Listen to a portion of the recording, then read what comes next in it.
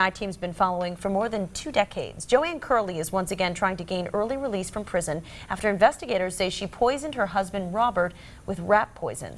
Yeah, and as our lead I-team reporter Andy Mahalchik tells us, Robert's family has made it their mission to make sure Joann stays in prison for as long as possible. Robert Curley of Wilkes-Barre died a slow, painful death at the hands of his wife, Joann Curley. So say investigators. Curley died in September of 1991. Detectives say his wife spiked his iced tea with rat poison.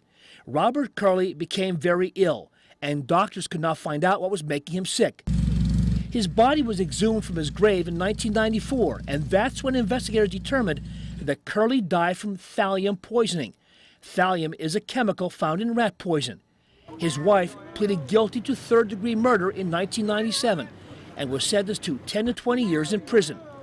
Susan Curley Grady is Robert Curley's sister. Dealing with it every day, we talk about Bobby all the time, and you know, time has passed, but we recall every detail, you know, it's over 23 years, it's going on 24 years in September, and we can recall every detail.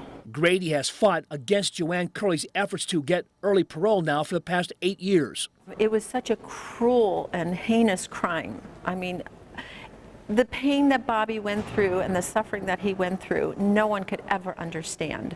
I saw it firsthand. As Grady fought Curley's efforts to obtain early release from prison, she learned that there was no requirement that the state parole board had to meet the victims' families face to face.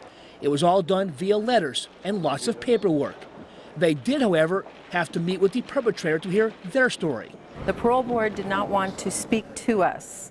They get all our letters and petitions and everything, but I wanted to go face to face with the parole board members so they could hear Bobby's story. Grady worked with state lawmakers to change that, so now the families of the victims can meet face to face with the parole board. And I'm very proud that I can help so many other victims. I understand that there literally are hundreds of victims that have gone through the process already. This coming Tuesday, Grady will appear before the state parole board in Harrisburg to try and stop Joann Curley's latest efforts for early release. She wants Curley to serve the max sentence of 20 years, meaning she won't be free until December of 2016.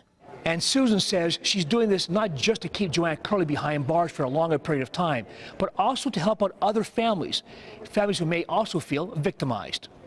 Reporting for the I-Team at the Luzerne County Courthouse, Andy Mahalchik, Eyewitness News. And remember, the I-Team is always working to prevent you from becoming the victim of any wrongdoing. If you have a story, tip, or need some answers, call the I-Team hotline and you can remain anonymous. It's